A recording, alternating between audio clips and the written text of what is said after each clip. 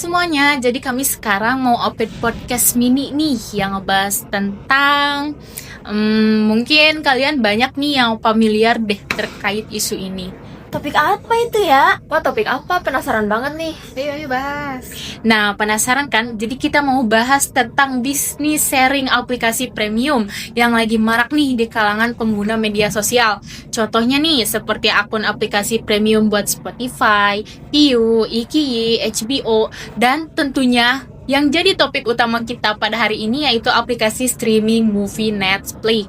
Oh iya, yang jualan akun premium buat Netflix tapi murah itu ya, yang harganya bisa cuma 10-20 ribu, terus sering muncul tuh di TikTok, IG, sama grup-grup WA itu loh.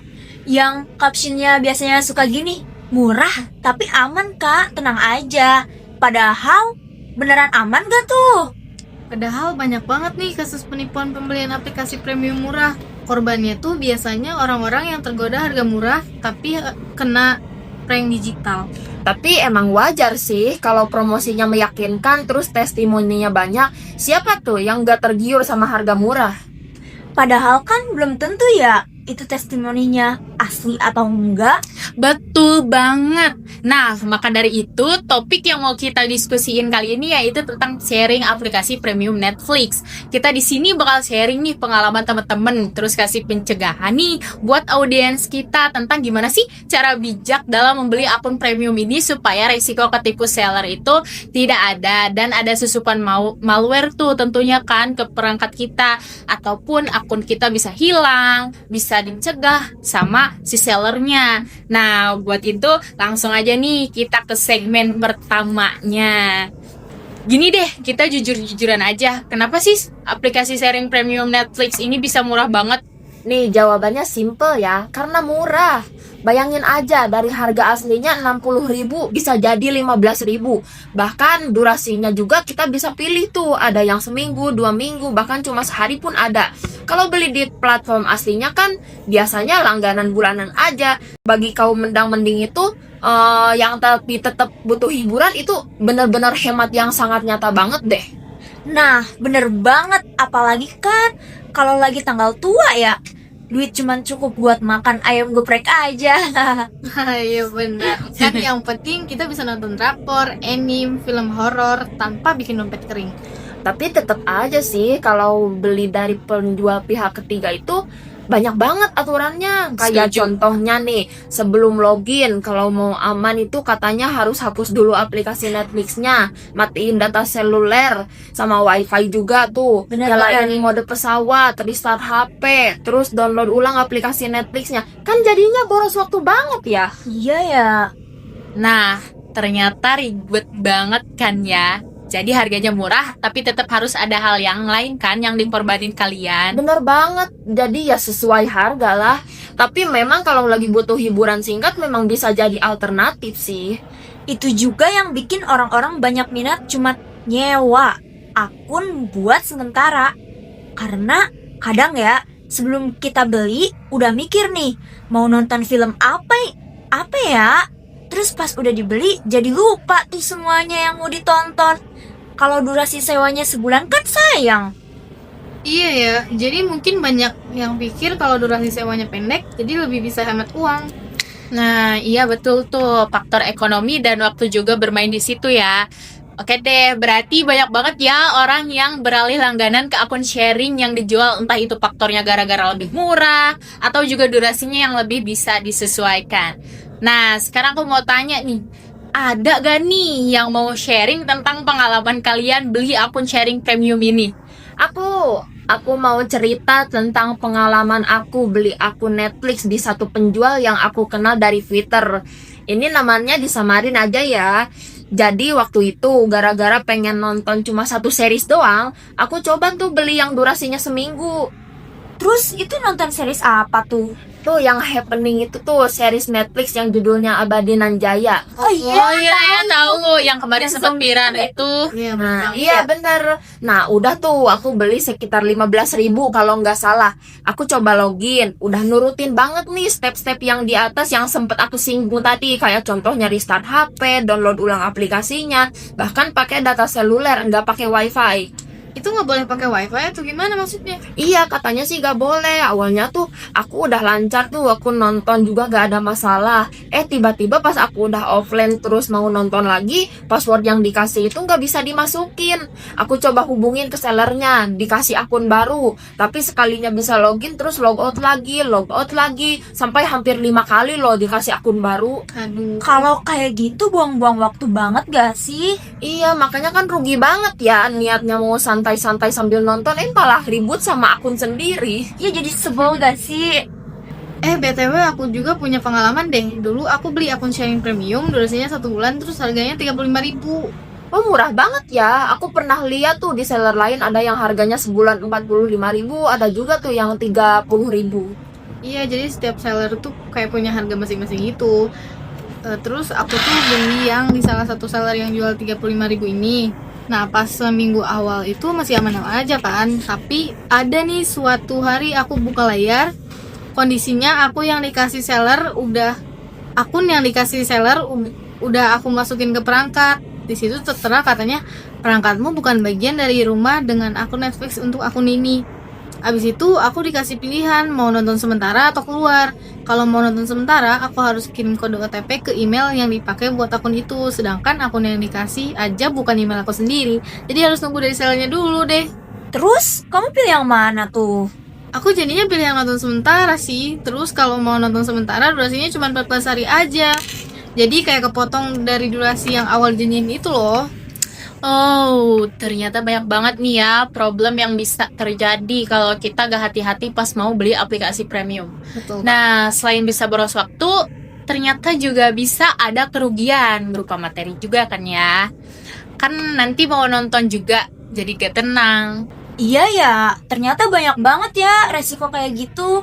Selain dari seller yang bisa aja nakal, bahkan dari akun yang dikasih pun kita belum tahu ya apa itu aman atau enggak. Tapi jujur deh, kalau kita ngomongin benefit dari sharing, itu sebenarnya banyak banget. Iya sih, kayak misalnya dari harga juga udah jelas lebih murah kan. Terus durasinya banyak banget pilihannya. Iya, buat jangka pendek, beli akun sharing jadi solusi yang cepat dan murah. Tapi ini nih masalah utamanya, kita itu cuma dikasih profil, bukan akses penuh. Jadi gara-gara penjual juga mantau akun kita, mereka bisa ganti password kapan aja. Iya, kalau penjualnya amanah dan trusted tuh. Tapi kalau lagi apes ketemu sama yang nakal, gimana dong? Ya sih ya.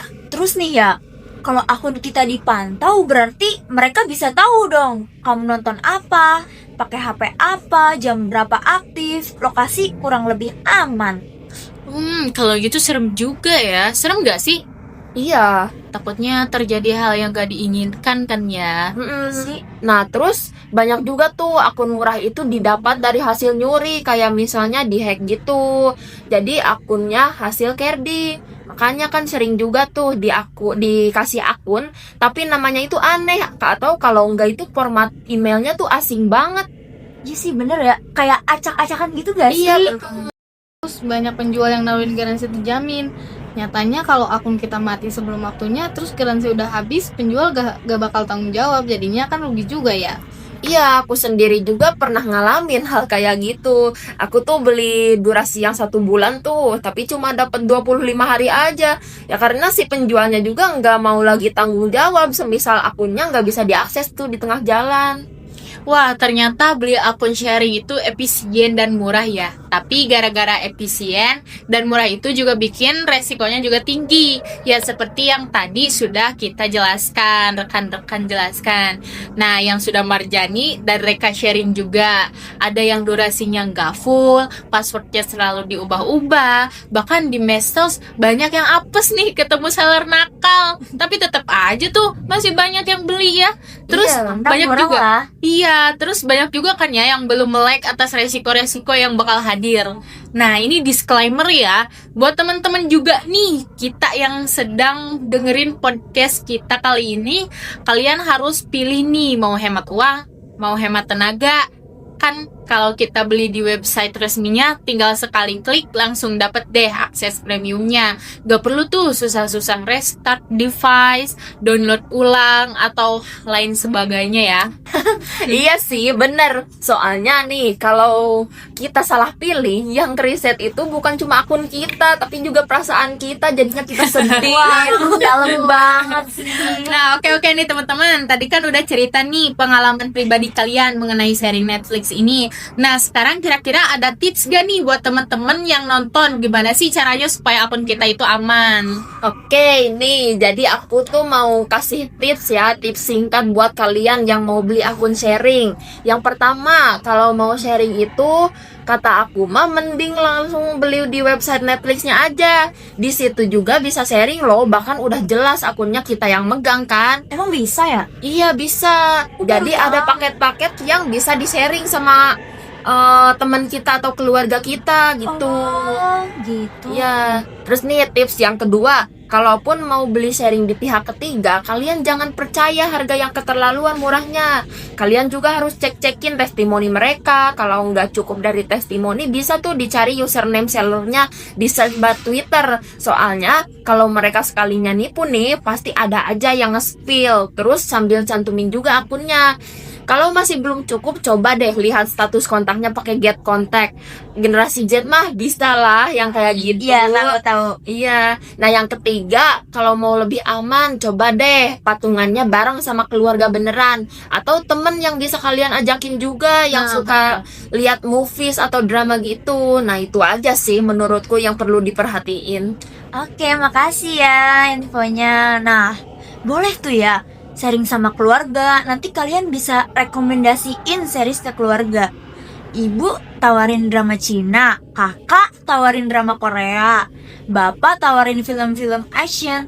Ya, sesuai minat mereka masing-masing lah. Betul Jadinya nanti bayar bulanannya nggak terlalu berat ya. Iya, betul. Dan lebih seru juga jadinya. Iya. Nah, oke guys, gak terasa ya kita udah sampai di ujung durasi. Terima kasih banyak nih buat yang mau dengerin obrolan kita yang penuh cerita ini ya. Harapannya semoga sih podcast mini ini nih dapat memberikan insight baru kepada teman-teman yang mau berlangganan aplikasi premium. Contohnya nih dari resikonya, teman-teman bisa lebih aware nih. Ya. Aplikasi premium sharing itu resikonya banyak banget ya. Iya. Tapi manfaatnya juga ya murah, bisa diakses cepet juga. Iya. Tapi kita juga lihat nih teman-teman resikonya yang banyak banget, data-data kita bisa dicuri, bisa hilang dan lain sebagainya. Nah, intinya kalian jangan tergiur lah sama harga murah, karena semakin murah pun maka makin tinggi juga nih resiko yang teman-teman bisa dapatkan. Semoga podcast kali ini kalian juga bisa lebih bijak untuk meneliti sebelum membeli. Nah, terakhir nih, terima kasih juga untuk Veka, Marjan, dan Alif ya, yang udah bergabung ke dalam podcast ini dan berbagi kisah menarik ya. Sama-sama. Oke, sampai jumpa di cerita selanjutnya. Dadah.